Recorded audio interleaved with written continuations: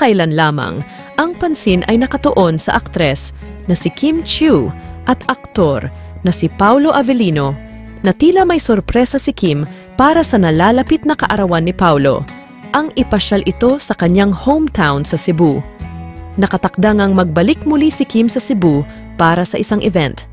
Ayon sa ilang sources ay gusto umanong ipasyal ni Kim si Paulo sa Cebu bilang regalo para sa kanyang kaarawan ngayong Mayo.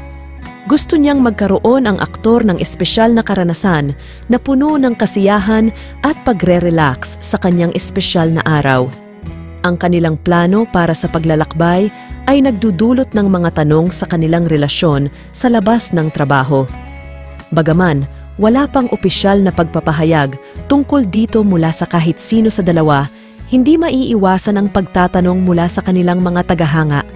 Subalit, kahit na anuman ang katotohanan sa likod ng kanilang pagiging magkaibigan, ang kanilang pagpaplano para sa paglalakbay ay nagbibigay ng inspirasyon at pag-asa sa mga taga-subaybay na ang pagkakaibigan at pag-aalaga ay maaaring manatiling matibay sa gitna ng mga hamon sa buhay.